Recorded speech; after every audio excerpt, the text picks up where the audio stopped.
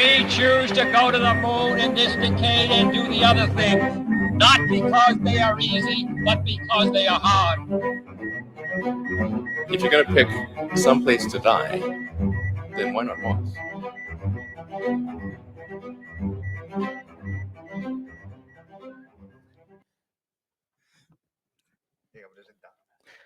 Bueno, pues aquí estamos en este episodio híbrido de Elon y de Parsec, el primero que hacemos además en vivo y con, bueno, este espacio tan grande en la nave que nos han cedido en las jornadas del podcasting, en la JPod del 2022, aquí en Madrid.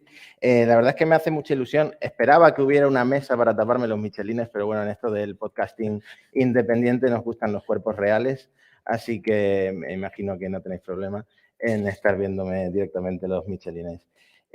Por supuesto, me acompaña como siempre mi compañero y socio de Elon o de Elon Podcast, Alex Barredo. Encantado de conocerte, amigo Matías.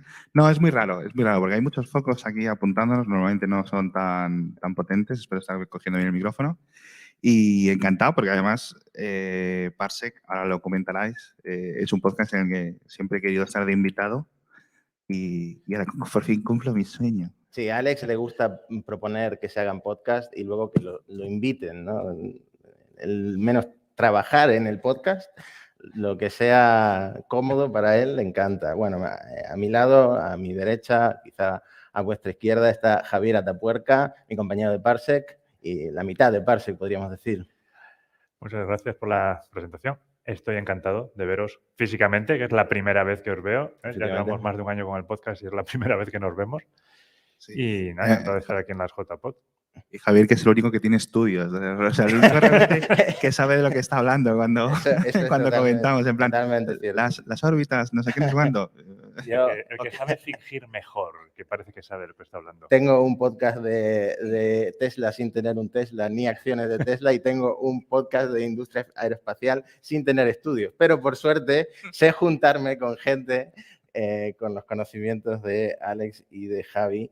Además, me hace mucha ilusión estar grabando con Alex y con Javi al mismo tiempo porque Alex realmente es la Celestina de Javi Atapuerca y de Matías para formar Parsec. Porque, bueno, fue una propuesta suya. Hace unos días, no sé si lo visteis en Twitter, se publicaron GIFs y vídeos. La NASA publicó una simulación como de muy alta resolución, hecha con una supercomputadora así distribuida, con decenas de miles de núcleos, que demuestra que la Luna se pudo formar en cuestión de horas, instantáneamente, con un cuerpo Teia chocando contra la Tierra y que el material se disparara directamente en la órbita donde está la Luna y se formara la Luna en cuestión de horas. Pues Parsec, podríamos decir que llevó mucho más tiempo que la Luna en formarse. Yo creo que hay dos puntos de vista. Javi, si quieres contar el tuyo. Sí, como en toda historia hay un montón de puntos de vista. Aquí el mío creo que empezó en junio de 2020, antes de ser podcaster. Lo que era oyente de podcaster y era fiel seguidor del boletín y el podcast de Mixio, de Alex. Y por junio dio una noticia de que había una misión llamada Trident con intención de ir a Tritón, a Urano y a Neptuno. Entonces, podemos decir que hiciste unos comentarios que podían matizarse un poco. Vamos a dejarlo así. Y entonces me lié la manta a la cabeza, escribí un hilo sobre Urano y Neptuno y su interés científico y se lo tuiteé. Puedo decir que a mí me pasa lo mismo, que cuando cometo un error en el podcast, Javi espera pacientemente a terminar el podcast y cuando terminamos y dejamos de grabar me dice, mira, esto que has dicho habría que matizarlo porque exactamente así no es, ¿no? Pero bueno, es lo que tiene tener estudios. Que... Dejáis los colores. Entonces, bueno, esta misión, Trident, que al final, por cierto, no se ha seleccionado, quedó fuera de la selección, pues motivó que Alex me dijera que si quería... Bueno, Alex, que siempre está en la búsqueda de captura de gente para llevar a kernel, pues sí, me propuso... Sí, además seguramente el correo fuera, pues si eres tan listo, ¿no? Demuéstralo. Entonces me dijo, bueno, pues mándame un correo. Le mandé un correo como 7 días después diciéndole que perdonara la tardanza, junio de 2020. Para marzo de 2021 dije, voy a escribirle un mensaje directo a ver si recibió el correo. Y si le interesaba realmente o no, que es que igual resulta que no te interesaba, entonces dijiste, voy a hacer un ghosting y ya está. Y al final dijiste que sí y nos liamos la manta a la cabeza e hicimos un kernel especial del programa Artemisa de llegar a la luna es fácil si sabes cómo. A raíz de eso, además entiendo que te di muchísimos problemas porque no tenía micrófono en ese momento, lo grabé con los AirPods, seguramente fue un desastre de edición. Y nada, más adelante me propusiste si conocía a alguien para hablar de la Agencia Espacial Española. Como eso en ese momento era un unicornio, no conocía a nadie. Y, también lo preparé. Entre medio me había comprado un micro, afortunadamente. También salió el podcast de ERA con Aida para Kernel. Y también me dijiste si quería empezar un podcast de espacio, que Matías estaba como muy interesado, que escuchara a los Elons como hablaba de los programas de SpaceX y cómo le interesaba el espacio, y ya con eso nos pusimos en marcha, nos pusiste en contacto y en el verano de 2021 empezamos a hablar hasta que grabamos el primer episodio en noviembre. Pues yo no sabía que era Neptuno lo que nos unió. Ya Al ves. final no hubo esa misión a Neptuno y a Tritón. De hecho, bueno, se propusieron, bueno, se van a hacer misiones a Venus, pero en la última encuesta esta decadal que le dan a la NASA para darle prioridad a las misiones de la próxima década, Neptuno sigue sin ser una prioridad. Podemos decir que Parsec ha salido adelante, pero Neptuno no está saliendo adelante en las misiones de la... Es una prioridad, no es la primera, pero es una prioridad. Y Sí, la NASA tiene secundaria. en marcha, y China también tiene en marcha mandar una misión. O sea que, a ver si con suerte se rompe la maldición de las Voyager y pudimos mandar otra misión para allá. Bueno, del tema de la Agencia Espacial Española no vamos a hablar porque yo creo que soy el único que va a defender a Sevilla como propuesta andaluza. Sevilla, Huelva, me da igual porque en Málaga ya se ha visto que el alcalde ha dicho que no, que para Sevilla, y estos dos seguramente defiendan tres cantos, ¿no? A mí es que me queda lo de casa y del trabajo. A ti... Yo he dicho que la pongan aquí en la nave. Aquí que cierren esto y pongan cohetes. No, la verdad que es un poco raro. Al final, imagino que tendrán que estar donde estén la mayoría de la gente técnica y tal. No sé si estuviste comentándome tú los problemas logísticos de hacerlo en un sitio como Canarias o algo así, que al final pues tiene que estar todo el rato la gente con vuelos y tal. Está limitado, pero es idóneo por otros motivos. Lo suyo es un sitio continental como una Guayana, una Florida, etcétera, pero no lo tenemos, a no ser que se pongan las cosas muy mal. Y bueno, sí, lo de Huelva tiene relativo sentido, ¿no? Porque es donde van a lanzar... Bueno, Sevilla también tiene su historia y además tienes el AVE. No sé, yo entre Huelva y Sevilla creo que la cosa va a estar más tirando a Sevilla. Bueno, mi versión es que yo quería hacer un podcast del espacio. Sabía que era un nicho que estaba creciendo porque yo era muy fan de lo que estaba haciendo SpaceX. Sobre todo el momento Falcon Heavy aterrizando los dos propulsores laterales, me enamoré de esta industria y decidí que quería cubrirla más a fondo, ¿no? Tanto en Gizmodo como con mi propio podcast, que es Parsec. Una cosa que quería comentar que es muy curiosa, Elon, pues es del grupo del podcast más escuchado en Spotify, pero en Parsec tenemos un episodio que salta de la gráfica, ¿no? Porque es muy escuchado. A ver si adivináis por qué. Es el episodio titulado Pasito a pasito, suave, suavecito. ¿Por qué creéis que en Spotify, efectivamente, gente que intenta escuchar la canción despacito llega a ese episodio? Es un growth hack para crecer en Spotify, Sí. publicar los nombres de los títulos de los episodios con la canción del momento, ¿no? Sí, claro, estamos dando el hack definitivo para Spotify. De hecho, siempre se ha dicho, ¿no?, que que YouTube te encuentra cualquier canción. Tú buscas Aguachín Pum Pum Tan Chil igual y YouTube te lo encuentra. Pues Spotify, el buscador es una basura, pero a nosotros como podcast nos beneficia que sea una basura. A partir de ahora, si veis episodios de Parsec que son referencias a canciones, yo sé, Rosalía o... Pues ya sabéis. Episodio Motomami. Ya sabéis por qué es, pero vamos a pasar, no os preocupéis, al tema de la semana, que además une a los dos podcasts, que es el tema de Starlink en Ucrania. Madre mía, otra vez Elon liándola en Twitter. Starlink, por cierto, que nadie lo niega, está siendo fundamental en la guerra para el bando ucraniano, para los ucranianos, porque no funcionan las comunicaciones con los bombardeos rusos. Tiran la fibra óptica, tiran la línea de teléfonos y los proveedores de internet satelital que no son Starlink, pues tienen muchos problemas de interferencia de señal, etcétera, y Starlink está aguantando. Dice Elon que es el único medio de comunicación, de conexión a internet que tienen en el frente los ucranianos, y de hecho están consumiendo 7 terabytes diarios, por lo menos ese era el dato de mayo, y 150.000 usuarios en Ucrania de Starlink, un despliegue que fue rapidísimo.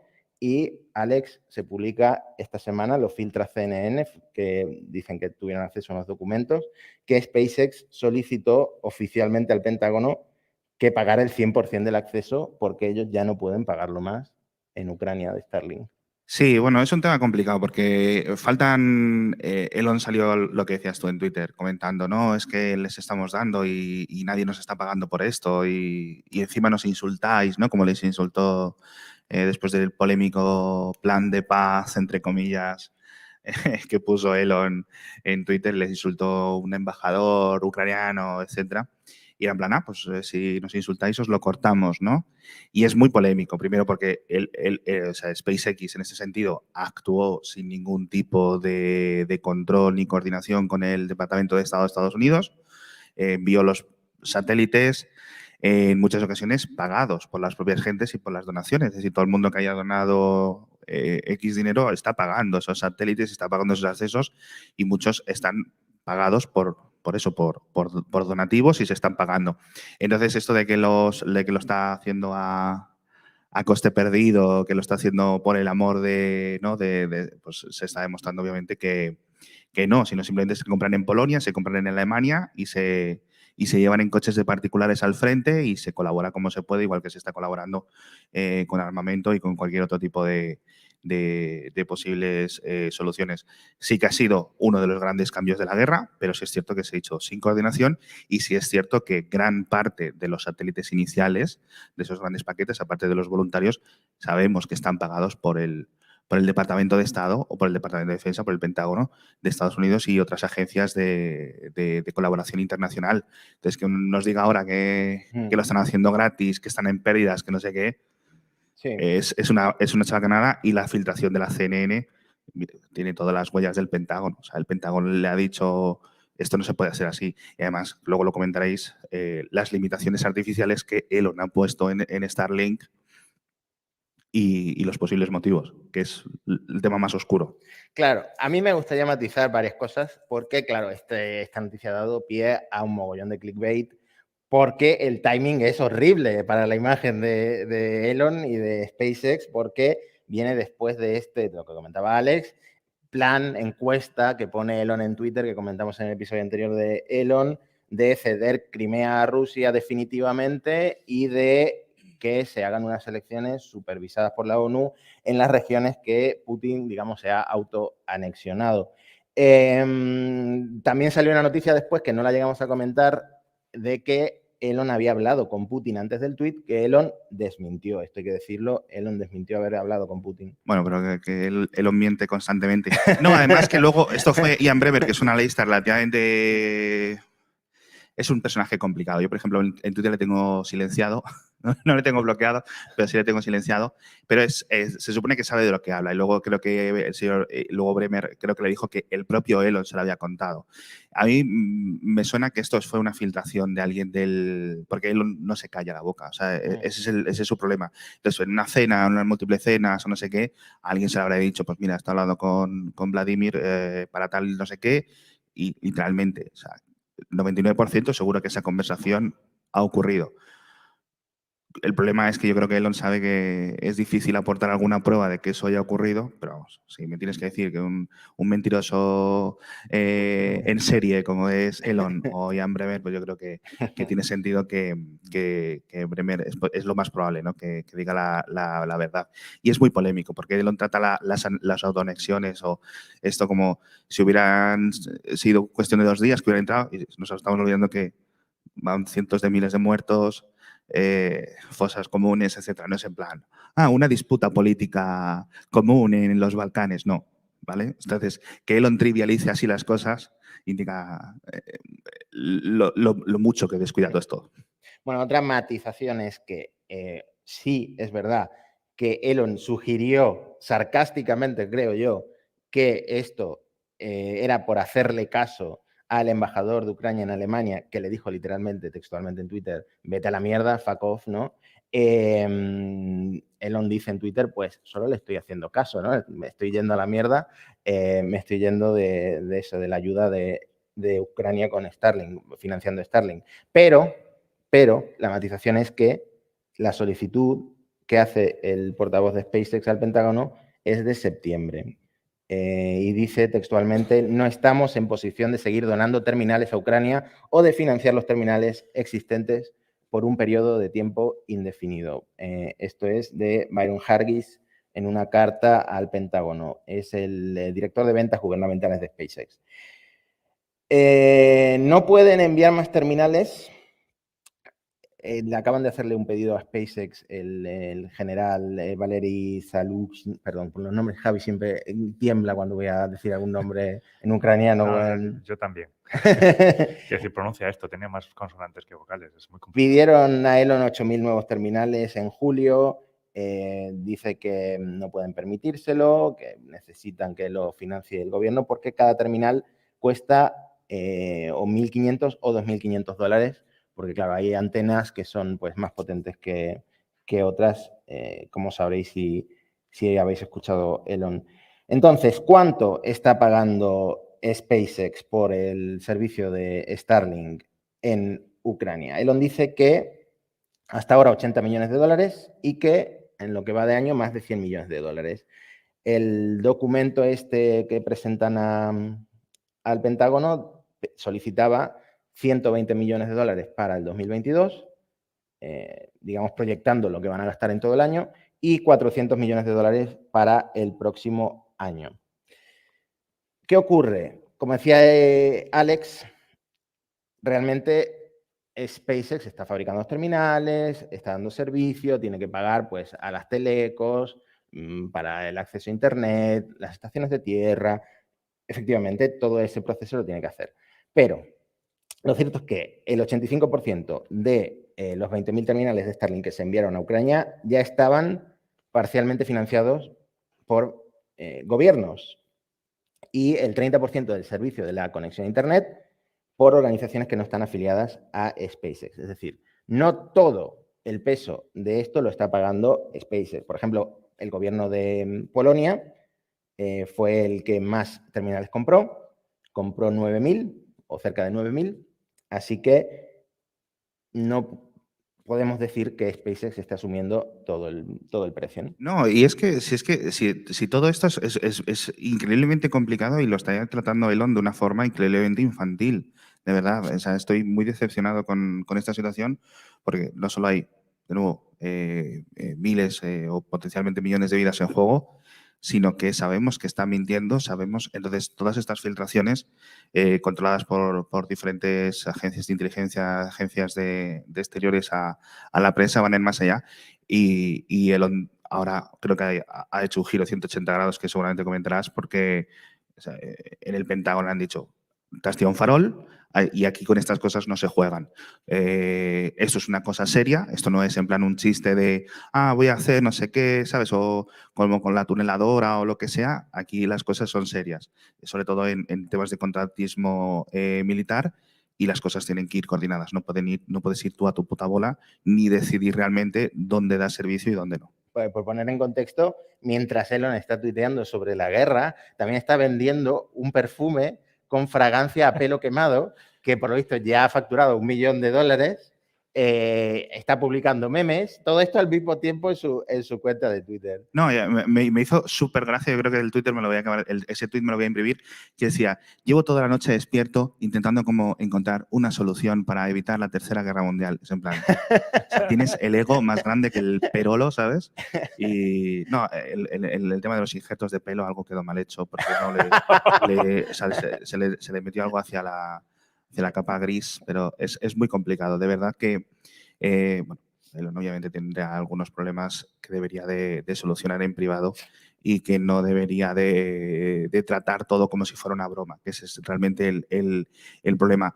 No sé si tenemos algo en el guión para lo de Irán, pero sí luego me gustaría comentar algo porque también es un tema hiper complicado en el que se ha intentado tirar el pisto y hemos visto que no. De todas formas, no hay otra cosa que más le guste a Elon que el dinero público. O sea, es decir, que lo estoy pagando yo todo y luego realmente es un subsidio, una ayuda, un no sé qué, un no sé cuánto. Entonces, está clarísimamente que está todo más que sufragado y más que sufragado quiere estar. Y si realmente tiene algún problema de financiación, hola, se descolga el teléfono, oye, mira, necesito, o sea, que el señor más rico del mundo, que entiendo que es una compañía privada, que tiene que tener sus cuentas, etcétera, tenga que estar quejándose por 50 millones, o sea, es que, ¿qué quieres que te diga? Entonces, cuando todas las ONGs han empezado a publicar sus facturas de estamos pagando el Starlink, aquí están todos los dineros en Twitter, es cuando ha hecho para atrás.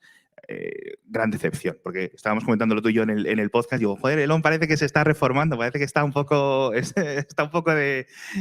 ordenado estos últimos meses y ahora sale por estas, no lo sé. Tenga en cuenta que es que ahora Elon tiene que rascar dinero donde pueda para la compra de Twitter. Entonces, sin comentarios. Sí, no sabe dónde sacar ya el dinero para Twitter. Bueno, pues eso, la narrativa, como dice Alex, ha ido cambiando. Uno de los ataques que le han hecho ha sido que SpaceX no existiría si no fuera por el dinero de los contribuyentes. Elon se ha defendido como, pues el Falcon 1, el Departamento de Defensa solo puso un 3%, pero luego está la NASA, todos sabemos que SpaceX sin la NASA, sin el Departamento de Defensa de Estados Unidos, no podría subsistir. Entonces, pues es un ataque que está justificado. Y como digo... Sí, es una simbiosis, que eso imagino que Javier lo sabrás mucho mejor. Al final hay un montón de capital privado, pero hay un montón que al final es derroche público constante durante décadas y décadas y décadas, que no sabe muy bien a dónde va ese dinero. No, pero eso es algo que se dice mucho cuando está por ejemplo, la lucha está entre el SLS o la Starship. Y dice, mira lo que ha hecho una empresa privada. Sí, perdona, pero SpaceX ha recibido muchísimo dinero público. Entonces, no es solo eso, hay que tener todo en perspectiva. Bueno, y que no ha tenido pelos en la lengua para atacar textualmente, explícitamente a empresas, pues Lockheed Martin, Boeing, con esto de el dinero público. Pero es que es lo que es el modus operandi de Elon. Se siente atacado y empieza a echar balones fuera y a atacar a otras empresas. Pero, como digo, la narrativa ha ido cambiando. Elon ha estado defendiendo, no, porque aparte de esto tenemos muchos recursos en el tema del jamming de Rusia, en tener que mejorar la seguridad de los Starlink para que sigan funcionando, tal y cual. Pero bueno, lo seguían atacando y al final ocurren dos cosas. Por un lado, el viceprimer ministro de Ucrania, Mikhailo Fedorov, que por lo visto Elon está en contacto con él muy regular, o sea, muy constante, lo defiende Elon, dice definitivamente Elon Musk se encuentra entre los principales donantes privados del mundo que apoyan a Ucrania y que Starlink es esencial para la infraestructura actual de Ucrania. Y por otro lado, tuitea Elon a tomar viento, a pesar de que Starlink todavía está en pérdidas y de que otras compañías reciben miles de millones de dólares de los contribuyentes, seguiremos financiando al gobierno de Ucrania de forma gratuita. Lo dice como corrientintín, ¿no? Habría que poner gratuita entre comillas. Así. Gratuita entre comillas, como dice Javi. Es que es ridículo. No, o sea, claramente tenemos que esperar un poco a que haya algún tipo de filtración extra más, tanto incluso por la parte de rusa, porque si la llamada realmente, o esas conversaciones, etcétera, ha habido esas presiones, ese es uno de los grandes problemas que hemos visto con Elon, tanto con China como con otros intereses. Cuando Elon va a estar defendiendo los intereses, en este caso, ¿no?, de Ucrania a su defensa territorial, y cuando va a decir, oye, mira, pues a lo mejor estoy interesado en poner una fábrica de Tesla en Rusia, que lo hemos comentado en Elon, que era uno de los países candidatos, y entonces esto entra en se le sale el angelito y el demonio, ¿no? Y eso es uno de los grandes problemas, que cuando se decidió que iba a abrir la planta de Shanghai de Tesla, veíamos que podía ser un tema complicado, ¿no? Sobre todo por los temas de SpaceX, que son muchas veces de seguridad nacional para Estados Unidos, los conflictos están muy altos y nunca sabes muy bien por qué lado se va a tirar este señor. Entonces, es un elemento del caos que en este tipo de situaciones no te los puedes permitir. Y ojo con Starlink, porque ahora que tienen cámara, por lo menos uno tenía cámara, puede ser un elemento militar importante para Estados Unidos y me imagino que China iba a tener mucho que decir, ¿no? Porque ¿cuántos Starlink? Tú tenías la cuenta, ¿cuántos Starlink puede haber ya? Pues, Más de 3. ¿Más de 3? unos cuantos miles. Debe haber unos 3.000 más o menos. 3.000 más o menos. Así que imagínate, 3.000 satélites con cámara. No, creemos que no todos tienen cámara porque solo han publicado un vídeo, pero imagínate el beneficio que tiene eso pues, para el Departamento de Defensa de Estados Unidos si llegan a acuerdos con SpaceX. Hombre, esa cámara no me parecía muy... No son cámaras como las de Planet Claro. y cosas así. O sea, ojalá en el futuro, porque eso me parece uno de los temas que más va a cambiar nuestra sociedad, cuando Google Maps, tú entres en Google Maps o similares y veas en directo los coches moverse, eso yo creo que en 5, 7, 8 años lo vamos a ver. Y eso va a cambiar la sociedad por completo. Sí. Bueno, Elon, por cierto, después de este tuit ya está haciendo chistes en plan... Por supuesto. ¿Has oído hablar del agente disléxico de la KGB? Es talo secreto, en lugar de es alto secreto. Eso es una traducción mía, ¿eh? Pod secret era en inglés el tweet. O sea, ya se está tomando a broma que él puede ser un agente secreto ruso. Hablando con Kim.com, yo pensaba que Kim.com había desaparecido del mapa. ¿Este es el de Mega? El de Mega, el tonto de hace 2 décadas, con el tonto de esta década, es que se atraen los polos, en fin, me callo. Dios los cría y ellos se juntan. Sí, Kim.com pues diciendo que la guerra esta es una guerra indirecta de Estados Unidos y que Elon ahora la está defendiendo. Entonces Elon le contesta, estoy intentando desescalar la situación, pero no lo estoy consiguiendo. Como dice Alex... Complejo de Mesías constante. O sea, este hombre, yo creo que si estuviera yendo a psiquiatra o a diferentes psicoterapeutas no sería tan rico como es, porque de verdad que tiene que tener problemas.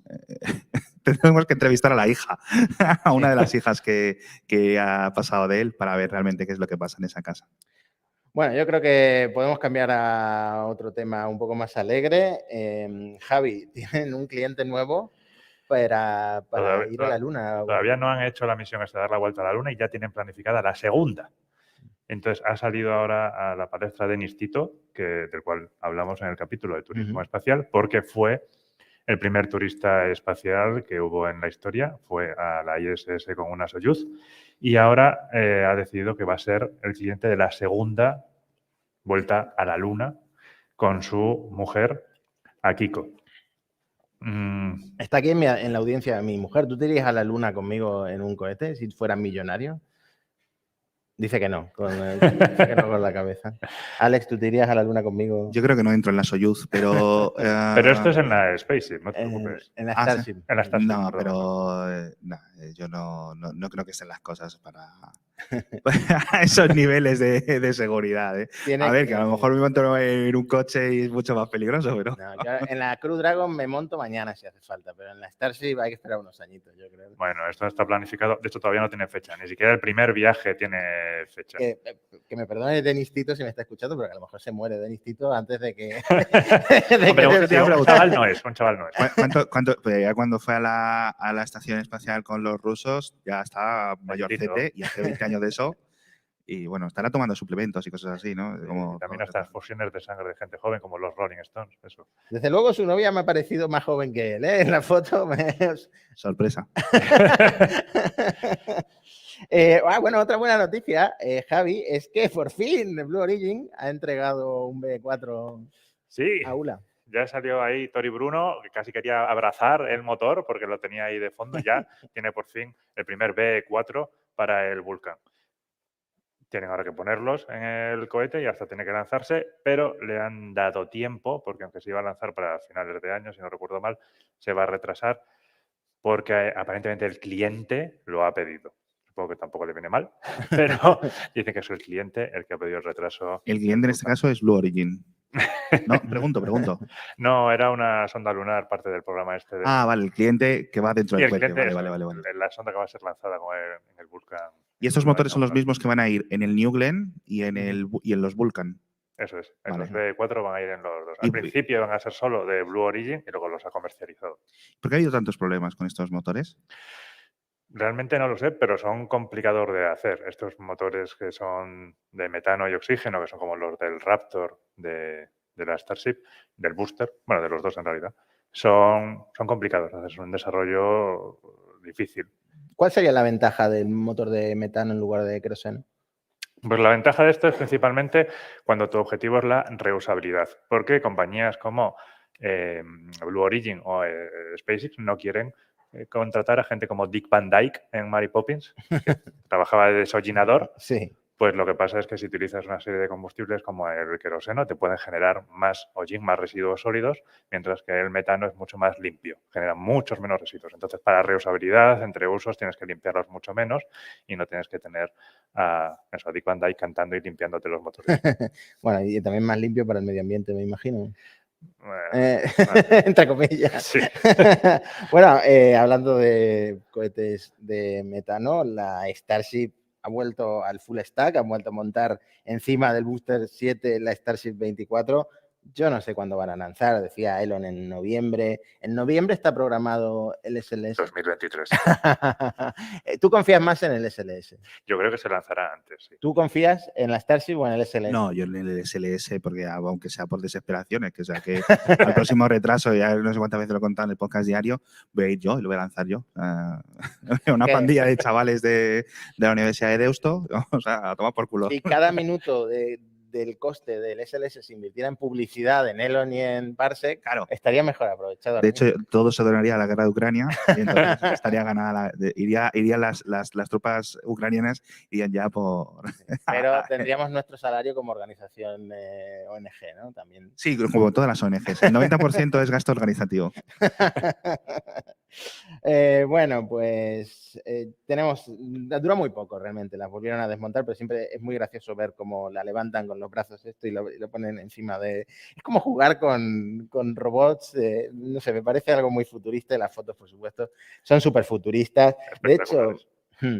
De hecho, está publicando la cuenta de SpaceX unos vídeos y unas fotos tan increíbles. Así. Yo todavía sigo alucinado con el del despegue y el aterrizaje desde el mismo ángulo del Falcon 9, que, por cierto, estoy saltando de un tema a otro, pero dice Elon que antes decía que la Starship era fundamental para Starlink, que sin la Starship, Starlink no va a entrar en beneficios. ¿Por qué? No, yo iba a decir que quebraba. Exactamente, porque los satélites de Starlink necesitan pasar a la nueva generación 2 para pues tener algo pues, más usable para más clientes y tal. Y en principio solo iban a caber en la Starship, lo que no es una cofia, pero dentro de la carga de la Starship. Y ahora no, los han rediseñado para que quepan en la cofia del Falcon 9. Y Elon ha tuiteado recientemente que esperan entrar en beneficios, el break-even, con el Falcon 9. Entonces, eso deja un poco a la Starship en segundo lugar, pero Elon dice que la Starship sigue siendo fundamental para financiar los viajes a Marte, porque recordemos, según Elon, todo lo que hace en su vida, desde el principio, desde que vendió PayPal, está hecho para que la humanidad conquiste Marte y se convierta en una especie multiplanetaria, ¿no? Tú en este sueño no sé si eres muy creyente. Yo es que como he leído los libros de Kim Stanley Robinson, que tenemos esa sospecha, esa hipótesis de que realmente es un humano del futuro que ha venido y ha escrito lo que vivió, pues la verdad es que no tengo ninguna gana, pues tiene pinta de ser bastante sufrido. Pero vamos, que es la comidilla y es la discusión eterna de la gente de aeroespacial, ¿qué cojones hacemos en Marte si no hemos hecho ni una base lunar de más de 2 metros cuadrados, ¿no? Que decir, vamos a empezar por lo sencillo.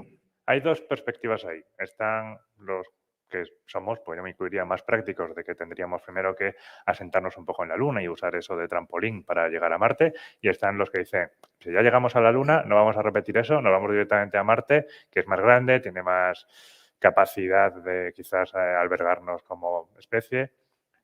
No sé, yo como ingeniero soy más práctico de ir pasito a pasito. Yo es que lo sigo considerando o sea, una idea tan locura, porque en plan, no es ir a otro planeta, es ir a un planeta que no quiere que estés viviendo allí, literalmente, y estás a varios meses para volver, no podemos enviar nadie, habría que vivir en cuevas, es que es, de verdad, la gente yo creo que obvia todos los grandes problemas que va a haber una vez que estés allí. Sí, no se tiene en cuenta el tema de la radiación, por ejemplo. Bueno, con los robots no pasa mucho, los puedes blindar, pero con los humanos pues llevamos la radiación un poquito mal. Entonces el hecho de vivir en cuevas sería la solución principal. Esos grandes domos de cristal que se ven en la ciencia ficción, eso está a muchos años, décadas, siglos vista. De momento no es viable. Y que no todas las historias de la gente que vaya a Marte va a tener el final feliz del marciano, de Martian. No. Probablemente gente que la palme en Marte o yendo a Marte incluso con el tema de la radiación. Así que, bueno, se vienen tiempos interesantes. Ojalá estar vivo para ver qué pasa, pero no, yo desde la Tierra lo veo. Por muy mal que estemos con el cambio climático, lo veré desde la Tierra, creo.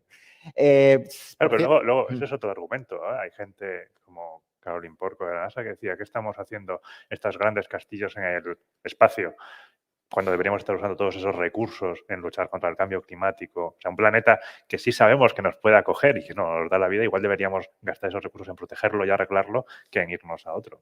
Bueno, al final se pueden hacer todas las cosas a la vez, que hay muchas cosas. Al final es un gasto nimio comparado con Si comparas otros recursos. espacio con, por ejemplo, defensa, sí. Somos un redondeo. Sí, eso es. O sea, en plan, si cogemos el dinero que nos gastamos en el fútbol, lo pusiéramos contra el cambio climático, estaríamos a menos 5 grados ya, ¿no? Pero es una forma de hablar rara.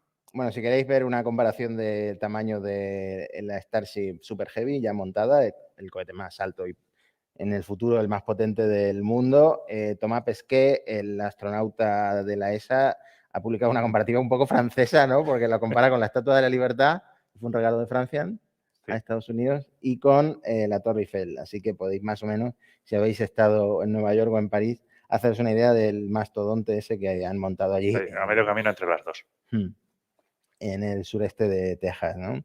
El Falcon Heavy creo que se ha retrasado unos días el lanzamiento. Ahora, ¿la fecha cuál es? La fecha es el 31 de octubre, a las 7 menos cuarto, hora del este. ¿Y eso en España? Pues hay que tener cuidado con el cambio de hora, porque lo cambiamos en horas diferentes en Estados Unidos y en España, pero creo que es más o menos a las 12 menos cuarto de la mañana. Quería preguntarte, Javi, por un tema que de hecho lo tuiteó Alex. Alex lleva diciendo tiempo que la cobertura de Starlink en Europa no va a ser completa, que el norte de Europa no va a llegar a Starlink. Esto le decían, creo que algún oyente te dijo que no era así, pero realmente sí está pasando eso. ¿Por qué pasa eso? Ya, yo cuando vi eso dije, pero de verdad esto es una sorpresa, no lo entiendo. Quiero decir, los satélites, la mayor parte de los satélites de Starlink vuelan en una órbita de 53 grados. Eso significa que van a estar a una latitud de 53 grados como máximo. Entonces, tú tienes la cobertura del haz de tu antena, pero estás volando muy bajo. Estos vuelan a 530 kilómetros o 150 kilómetros. No tienes mucho haz, el horizonte está relativamente cerca. Entonces, nunca vas a estar mucho más alto de 55, 50 y algo grados de latitud. Los países escandinavos están por encima. Entonces, no, pero no solo los países escandinavos, en plan, la mitad de las islas británicas. Claro. O sea, Manchester, por ejemplo, podría tener algo de cobertura, pero o sea, un satélite que pase por el sur, muy lejano. Si estás en otras zonas mucho más abajo, hay países que tienen una densidad de satélites muy superior por las propias órbitas. Claro. Pero vamos, es que el problema es que cuando miras los mapas no te das cuenta de lo realmente hacia el norte que está Europa en general, ¿no? Parece que está mucho más abajo. Y lo mismo le pasa, es decir, la frontera entre Estados Unidos y Canadá, una vez que entras en Canadá, poco más no vas a tener apenas cobertura de este tipo de Starlink, a no ser que se busquen otro tipo de órbitas, que no sé cómo iría, una órbita polar, ¿cómo se podría solucionar eso? Tienen varias órbitas, ¿no? En los planes que han presentado a la FCC, creo que era, tenían el grupo 1 y el grupo 2. Ahora en el grupo 1 tienen la órbita de 53 grados y 550, que la tienen casi llena, tienen 1470 de 1580 que quieren tener. Bueno, esto es a 10 de octubre. Ya habrán mandado 6 Falcon con más, porque estos lanzan Falcon como si fueran autobuses. Luego tienen otra de 70 grados, que ya te permitiría cubrir más, que solo tienen ahora mismo 50 satélites. Quieren tener otro casquete de 97,6 grados, que esta es la órbita heliosíncrona o sansíncrona. Es medio polar, con lo Ujú. cual sí que te permitiría cubrirlo bastante. Tienen 187, que no está mal, pero no son los 1.500 que tienen en la otra. Y luego, el otro casquete que quieren también a 53,2. Y luego estaría, eso es la fase 1, como en las pelis de Marvel. Para la fase 2, aparte del Doctor Extraño, pues traen órbitas, pero que serían más bajas. Estarían a 300 kilómetros, 42, 48 y 53 grados, con lo cual todavía cubrirían peor latitudes altas. Claro, porque al final lo que ellos quieren es ir a donde está la población, que es donde van a estar sus clientes. Es decir, esto de que, ¿sabes? De poco sirve de dar cobertura a Saskatchewan, a Laponia y no sé qué, si nadie te va a contratar Starlink allí o al Polo Sur. Bueno, Claro. yo no me he enterado de nada de lo que ha dicho Javi porque no me he quedado con los números, pero mi hermana, Muchos satélites, muchos. mi hermana Agostina vive a las afueras de un pueblo y no llegan, de hecho Movistar no sabe dónde está su casa porque no tiene una dirección y le ponen el típico módem con una SIM, ¿no? Y de ahí tira internet, pero le va muy lento porque tiene poca cobertura. Entonces yo le digo, no, tienes que contratar a Starlink porque en España realmente tenemos buena cobertura de Starlink, va muy bien Starlink. Y me pregunta, ¿cuánto? Digo, no, si solo son 70 al mes con un pago inicial de 400 euros. No, mi hermana no quiere pagar tanto. Pero realmente, si Internet fuera, por ejemplo, para mí que es vital, sí que contrataría Starlink en la casa de mi hermana del tirón. Me parece una inversión bastante buena en España. 100.000 clientes de Starlink, que se llama Starlink para autocaravanas, pero realmente yo creo que la mayoría de la gente que lo contrata es porque tiene movilidad o porque se lleva la antena. Yo me la llevaría a casa de mi suegra, por ejemplo, los fines de semana y trabajaría con el Starlink en la casa de mi suegra. Elon ya ha dicho en Twitter que a lo mejor le cambien de nombre porque no tiene sentido llamarlo Starlink para autocaravanas. También está en España, no es mucho más caro. Ahora mismo no tengo el dato, pero no sé si serán 10, 20 euros más al mes. Y poco más que contar de Starlink. Ha vuelto hace unas horas la misión Crew Dragon 4, ¿no? Estaba nuestra amiga Samantha Cristoforetti. Así es. Tuvieron un pequeño retraso por culpa del tiempo, porque aterrizan un poco en la zona este-oeste de Florida y llovía, entonces no se puede hacer la reentrada. El viernes, creo que fue el viernes, cuando hicieron la reentrada al final, y venía Samantha, después de ser la comandante de la estación espacial. Ahora ya es la segunda mujer con más tiempo en el espacio, lleva más de un año de días acumulados, 369. La que le gana es Peggy Wilson de la NASA, que lleva 666 días acumulados. El día de la bestia. Debería ir por lo menos un día más para... Sí, ¿no? Si es supersticiosa. O eso o le gusta mucho el número. Las dos opciones hay. Y sí, la reina de los frikis ya ha vuelto a la Tierra. Fue muy gracioso luego en el viaje de vuelta porque había un vídeo que cuando se estaban desacoplando de la ISS, el segundo asiento del centro, sacó un iPad. Sí. Tenía el fondo de pantalla ahí del Falcon, lo desbloqueó y empezó a hacer fotos con el iPad por la ventana que tienen abajo de cómo salían de la ISS. Tengo entendido que luego la NASA aprovecha esas fotos para ver el estado de la Estación Espacial Internacional porque, bueno, es un ángulo nuevo, ¿no? Que pueden hacer desde la Crew Dragon. Y no sé quién sería, pero en esos asientos suelen estar los pilotos, o sea que alguien de la NASA, de los astronautas de la NASA, no Samantha, probablemente. Volviendo a la foto de la nave extrasamilizar, creo que era Bob Hines. Ok, pues nada, siempre es espectacular ver el acoplamiento y también la vuelta a la Tierra y el chapuzón final de las misiones Crew Dragon. La verdad es que es una nave espectacular. No vamos a dejar ninguna pullita a Boeing, ya demasiadas en el episodio anterior. Ya sufren demasiado. Ya sufren demasiado. Pero por terminar, un Falcon 9 va a lanzar también un aterrizador lunar. O sea, más misiones a la Luna de SpaceX.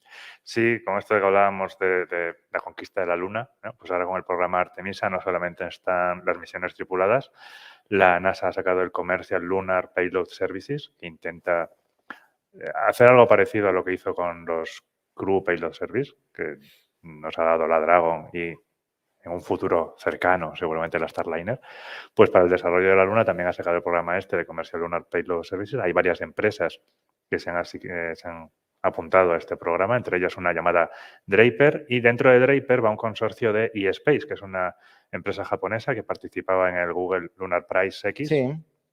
De hecho, eran los que estaban más cerca, estaban a punto de ganar. Dicen que por culpa del lanzador, que obviamente no dependía de ellos, no pudieron lanzarlo en plazo y al final el premio quedó desierto.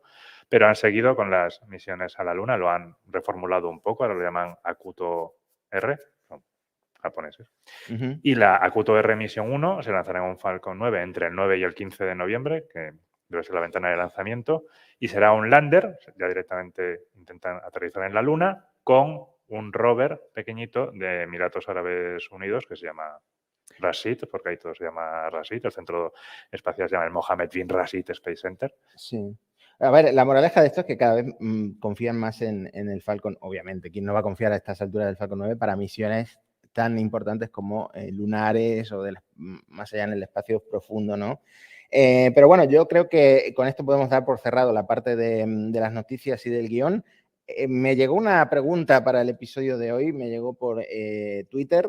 Me dice David B, no sé si pronuncia B o B, perdona David. Creo que sería una buena ocasión para introducir el concepto de delta V. Javier lo ha usado en varias ocasiones, las últimas hablando de Capstone. Y supongo que no todo el mundo conoce el concepto. Por supuesto, yo entiendo perfectamente lo que es delta V. Tú lo mencionas muchísimo. Pero explícalo para la gente que no lo entienda. Bueno, el delta, perdona si lo he usado sin explicarlo porque lo tengo muy interiorizado, ¿no? Pero el delta V es una forma de caracterizar las maniobras, ¿no? Lo que cuesta hacer una maniobra. Tú lo que tienes que hacer en el espacio es, cuando quieres cambiar de órbita, haces la maniobra en el punto en el que las órbitas se cruzan y lo que haces realmente es cambiar el vector velocidad. Entonces, partes de un vector velocidad inicial, que es la órbita en la que estás, está el vector de velocidad final, que es la órbita a la que quieres llegar, y básicamente la diferencia de vectores es el delta V, ¿no? La diferencia de velocidad. Entonces, esa es la velocidad que tienes que aplicar para cambiar de órbita. Entonces, cuando tú dices que un delta V es muy alto, ¿cómo afecta a una misión? Pues eso significa que tienes que aplicar mucho más empuje y tienes que gastar más combustible para realizar esa misión. Es una forma de medir cuál es el combustible que tienes que llevar. Tú muchas veces, o sea, la mecánica orbital y todo esto es como una de tus especialidades y muchas veces, digamos que haces, ¿cómo se dice? El perfil de vuelo de una misión o cómo se llama eso. Sí, normalmente lo llamamos el Delta V Budget, el Ajá. presupuesto de Delta V, literalmente, y lo que calculamos es todas las necesidades de maniobra que tiene una misión a lo largo de su vida. ¿No habéis inventado el Google Maps aún para, sabes, en plan, yo quiero ir aquí, dime la ruta? O sea, quiero decir, no sé por qué tienes que estar calculándolo tú. Yo, por ejemplo, cuando voy a casa, no le doy al botón. No hay un... Se lo podemos comentar a Google, sería muy útil luego para la popularización del espacio, pero ahora mismo no es. Os ponen anuncios luego cuando el cohete esté a mitad de camino. La maniobra es como un derrape del cohete, es como en Fast and Furious. No, me temo que no es tan espectacular. Y luego, por ejemplo, con los motores de bajo empuje que se han popularizado mucho porque necesitan mucho menos combustible, es todavía más despacio. O sea que no hay... ¿Qué diferencia? Porque los Falcon 9 los vamos viendo para órbita baja, es decir, sale el Falcon 9 y a los 2 minutos ya está otra vez en tierra. Para lanzarlo a una misión lunar, el Falcon 9 es idéntico, va modificado, va con más combustible. Son misiones largas, ¿no? Es decir, se tarda tiempo en llegar. Para misiones lunares depende. Si haces como Capstone, que lleva una trayectoria balística, el coste energético más o menos es lo mismo, pero en las trayectorias balísticas lo que haces es que compensas un poco el delta V por tiempo. O sea, intentas gastar menos combustible, a cambio tardas más tiempo. Capstone va a tirarse meses para llegar a la Luna. En cambio, tú podrías hacer una misión directa que tardaría 3 días, que es lo que tardaba en las misiones Apolo, por ejemplo. Sí, eso te iba a decir, que los Saturno iban en 2 días y pico, 3 y llegaban Claro, y esto es meses. La prioridad no era tanto el combustible, la prioridad era que los astronautas pudieran respirar y beber y hacer todo lo que hiciera falta en el trayecto sin que te necesitase, pues yo que sé, una estación espacial que cupiera en una nave pequeña. Como veis, Alex ha abierto la sesión de preguntas y respuestas. Si alguien tiene alguna pregunta, pues puede aprovechar para hacerla, sobre todo dirigidas a Javi, por favor, porque yo no tengo ni idea de lo que hablo, yo solo hago gracietas. Solo las preguntas pactadas, por favor. Y nada, saludar a la gente que pueda estar viéndonos en streaming, sobre todo a mi madre. Un besito a mi madre. Y no sé, ¿tú tienes alguna pregunta aprovechando que hoy hemos Creí- conocido en persona a Javi? Creí que ibas a preguntar, ¿tú tienes alguna madre? Yo también saludo a mi madre mía. No, la verdad, no habéis dicho a quién se le ocurrió el nombre de Parsec. Eso me ha dolido un poco, pero es importante. Es que este hombre es genial porque teníamos nombres que eran malísimos. Ni siquiera merece la pena decirlos. Bueno, si os acordáis, que imagino que no, porque el cerebro borra los traumas. Eran pero basura. Y a Alex se le ocurre, es que es una idea tan fácil, está ahí, pero es que si no eres Alex Barredo no se te ocurre, abrir como un diccionario de palabras que tengan que ver con, pues eso, astronomía, industria espacial, y ve Parsec y dice, este es el nombre de vuestro podcast. Y efectivamente nos convenció 100%. además, como te lo envié como a las 3 de la mañana, algo así, en plan. Creo que en el episodio 0 explicamos lo que significa Parsec. Explicamos lo que significa Así que Parsec. empezad a escuchar Parsec desde el 0 hasta el de no sé cuántos llevamos. 20, casi 30. Veintitantos de la primera temporada Sí. y ahora este es el cuarto de la Sí. segunda. Entonces creo que hay alguna pregunta del público.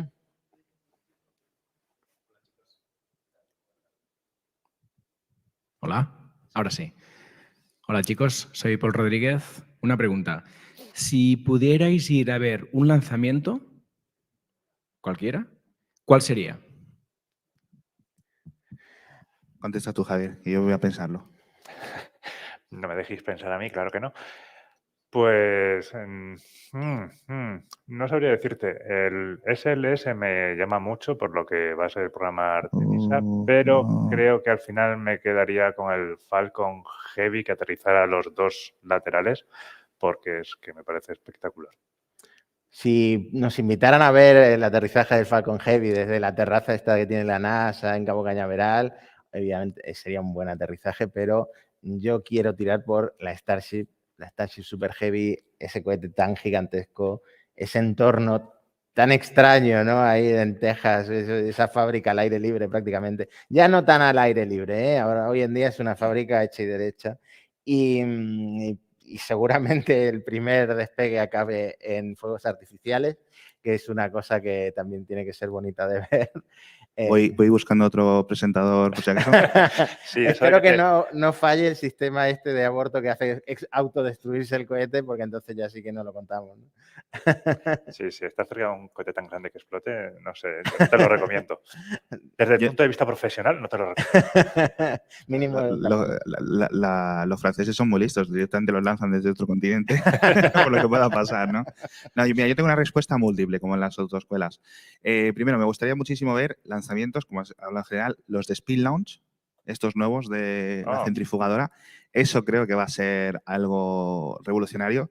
Y luego me voy a poner patriota y los de los Miura, sobre todo el Miura 1, el Miura 5 en el futuro, que no debería estar muy atrás. Yo creo que eso va a ser algo increíble y algo que no se ha hecho en España desde nunca, ¿no? ¿Verdad, Javier? Bueno, lanzamientos de este calibre que no sean militares. No. Hubo algunos estudios en el INTA de lanzadores, pero nada como el Miura 5. Llevamos haciéndole la pelota a Raúl Torres para que nos invite al lanzamiento del Miura 1. 3 episodios por lo menos. No, pero vamos yo o sea, yo al lanzamiento del Miura 1 yo voy a ir, o sea, que decir, es en Huelva, que es coger el coche y llegas y te pillas un Airbnb o duermes en el maletero o lo que sea. De verdad que, o sea, yo eso vamos a ir, así que organizaremos algo y va a ser un momento muy emocionante o emotivo. Y yo creo que cuando estandaricen el tema de lanzamientos más regulares, etcétera, están en una etapa como SpaceX con el Falcon 1, más o menos, o cuando están desarrollando el Falcon 1. Y yo creo que el Miura 5, si todo sale y yo creo que tienen grandes profesionales en PLD, va a ser un pepinazo si consiguen encontrar una serie de clientes suficientes como para ir haciendo cada vez más lanzamientos, que puede ser muy importante para asentar la industria. Porque al final, si no, en Europa se lo quedan todos los italianos y los franceses. No puede ser eso. O sea, bueno, y los alemanes. Ahora en los desarrollos... los alemanes les teníamos calladitos, les decimos, no podéis hacer cohetes. Es un... Después de la V2 fue en plan, no hagáis más cohetes. La V3 no la hagáis, por favor. Pero ahora hay un par de empresas también haciendo cohetes pequeños como... Sí, que viste lo de, a ver qué comentas tú. El grupo Ariane Group, el CEO de Ariane Group dijo que hay demasiadas duplicaciones de esfuerzos, que hay muchas startups y universidades rehaciendo el mismo cohete realmente. ¿Eso qué opináis vosotros? Bueno, pues que claro, si le hacen la competencia, pues va a decir que hay demasiados. ¿Qué va a decir? Podría haber dicho lo mismo Lockheed, Boeing, Sí. de SpaceX, y fíjate dónde ha acabado SpaceX. Por cierto, aprovecho este tema de Raúl Torres y tal para mencionar, por ejemplo, a gente muy activa en la comunidad de Parsec como Space Nosy, que bueno, es muy seguido en Twitter. El otro día mencioné a Raúl Torres para que nos invite, haciendo ahí campaña por nosotros. Por ejemplo, Haas, que vive en Monterrey, muy cerca de donde está Boca Chica, donde está Starbase. Otro oyente de Parsec, muy activo en la comunidad. Y en general a toda la gente de la comunidad. Si queréis, tenemos pegatinas para vuestro portátil, si queréis os hacemos llegar. Y no sé si hay alguna otra pregunta o vamos cerrando. Simplemente el próximo espacio es para Alex, entonces gestiona el tiempo como quieras. Es decir, si queréis alargar, alargas, te comes del tuyo, Sí, y no hay ningún problema. Sí, efectivamente. No, me alegra que tener yo la posibilidad de elegirlo. O sea, si tenéis más preguntas, perfecto. Y yo no sé cómo de cansáis estáis. Yo estaría hablando otra hora, o sea, sin problemas. O sea, que... El problema es que aquí el único que tiene la capacidad de hablar de cualquier tema eres tú. yo me he quedado con muchas cosas de decir. Por ejemplo, el tema de Irán, que voy a hacer como que alguien del público me lo ha preguntado. Tema facilito. No, Irán. Tema complicado.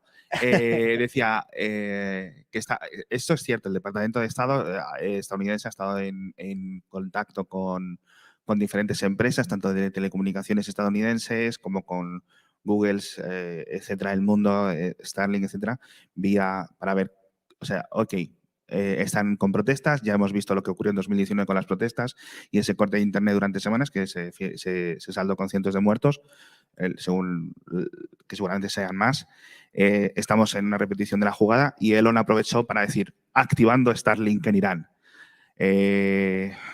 Ya hemos tenido los reportes de iraníes que no han conseguido conectarse a eso, a pesar de que la latitud es más que correcta. Sí, me acuerdo bien. O sea, que no hay problema. Entonces no sabemos bien qué es lo que está ocurriendo, pero Elon ya ha tirado la caña para llevarse un poco, pero no está habiendo esa conexión.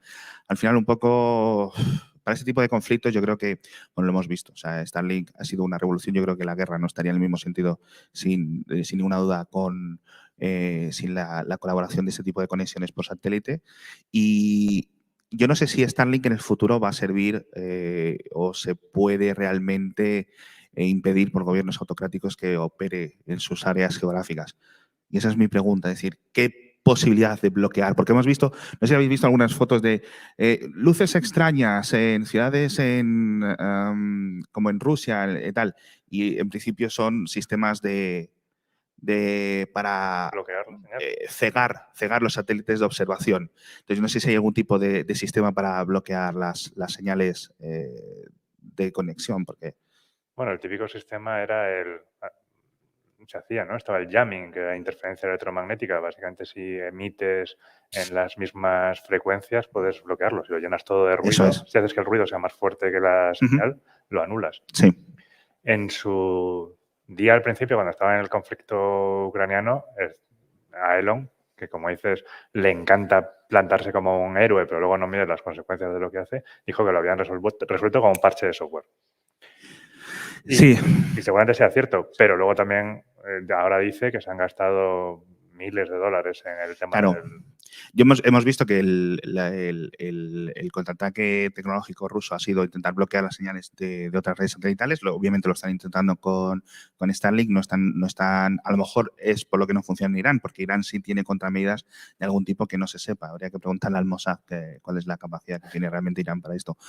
Pero realmente, claro, las estaciones porque esto no es en plan, envío una señal al satélite y el satélite me la devuelve. Se necesitan unas estaciones de tierra, pero no tienen que estar en tu país.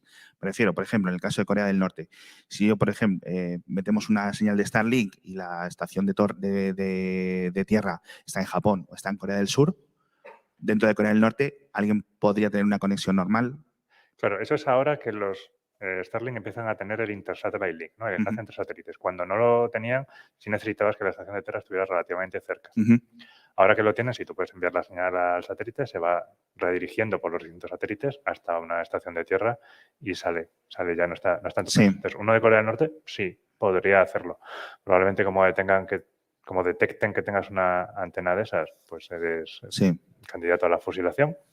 Pero en principio sí, podría sacarte de todos los bloqueos que pueda Ujú. tener.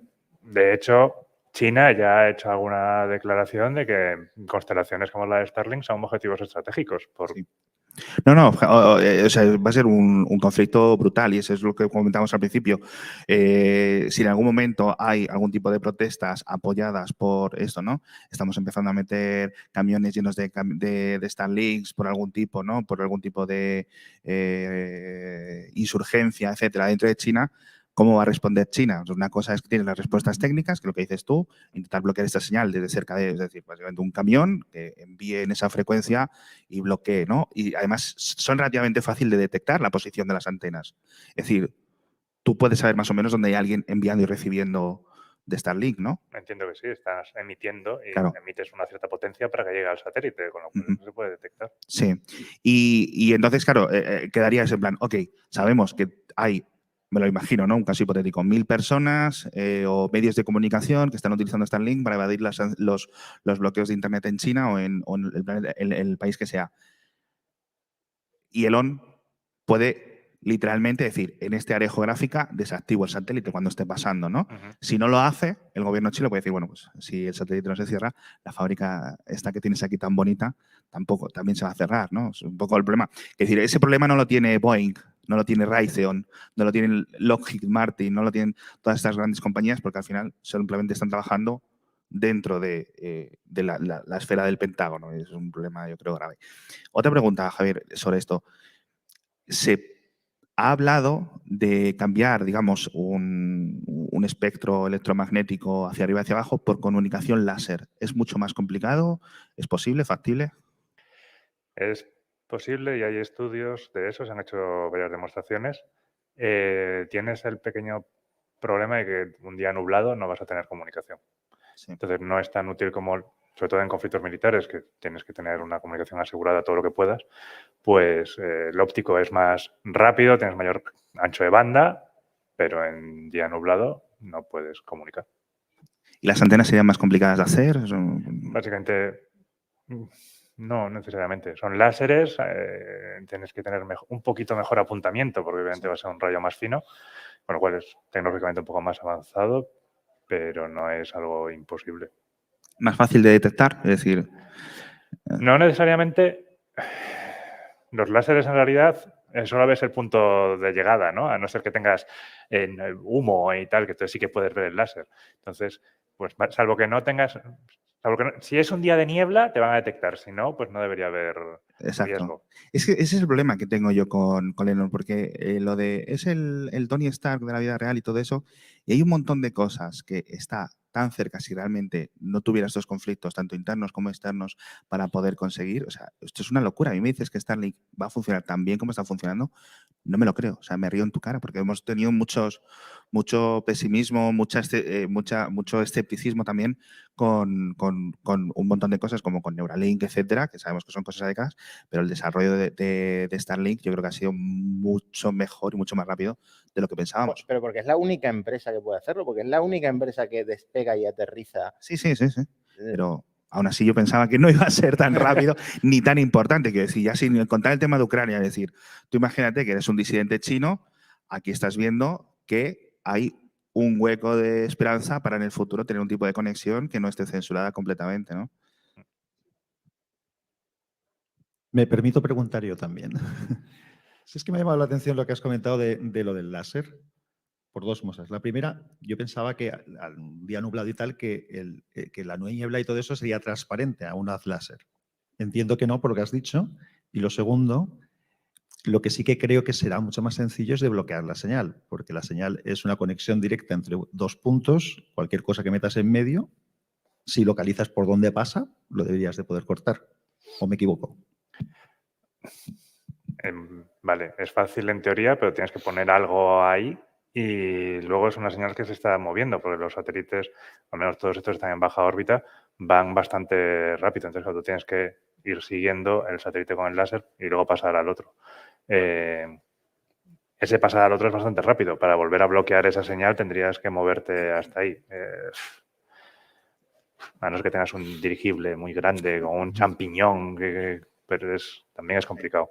O sea, se podría bloquear, yo creo, muy fácil, obviamente, si sabes dónde está la antena. Sí. Pero si sabes dónde está la antena, le das una patada a la antena y ya está. ¿Sabes? O una máquina de estas de humo de discotecas, que la empiezas a echar y ya está, la has bloqueado. Máquinas de humo en China tienen muchas. O sea que... A mí lo que me extraña es que Elon sea tan pacifista cuando puede mandar miles de Tesla Optimus de robots a la guerra, al frente. Obviamente ayudados por soldados porque no pueden andar muy bien.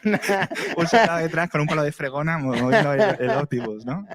Usándolo de escudo antibalas. O sea, es increíble. Realmente el potencial, lo hemos comentado Matías y yo 1000 veces. Una de las cosas buenísimas que hace Elon es poner al cargo del día a día de las empresas a gente que lo hace muy bien y conseguir mover la financiación para que esas personas puedan operar. O sea, lo hemos visto con los desarrollos del Falcon 1, del Falcon 9, del Model 3, del Model S originalmente.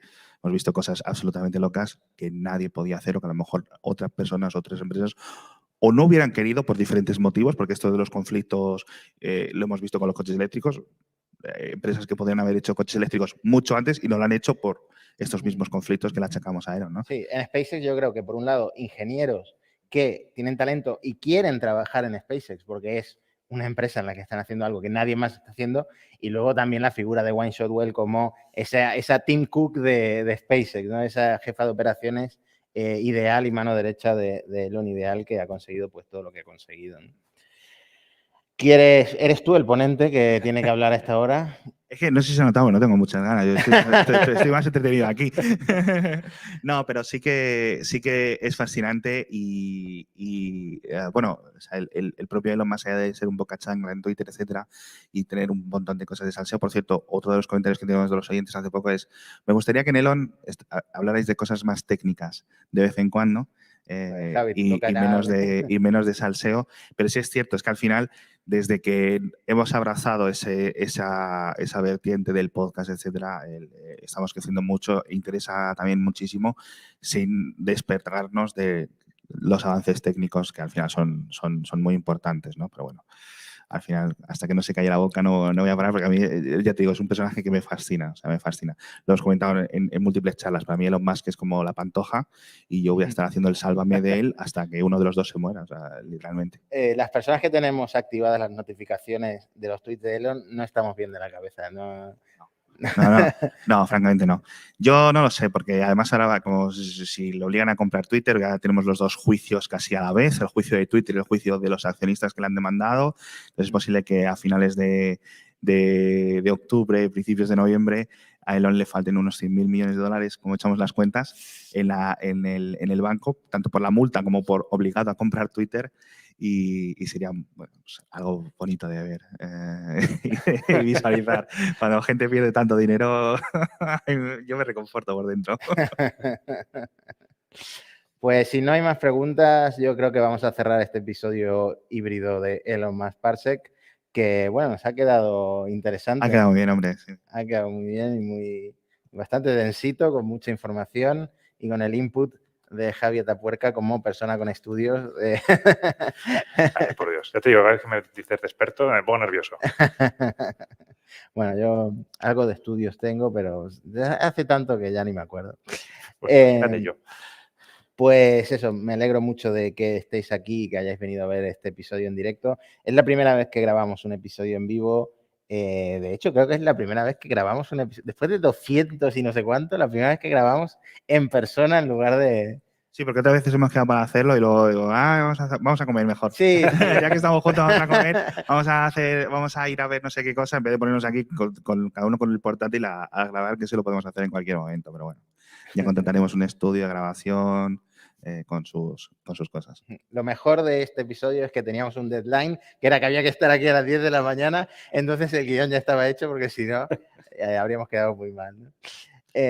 Pues eso, de nuevo, muchas gracias a todos, y si estáis viendo esto en streaming o luego en diferido, también os agradecemos ser oyentes tanto de Parsec como de Elon. Y si no conocíais alguno de los podcasts, pues os invitamos a seguirnos, que tenemos muchos episodios muy, muy, muy interesantes.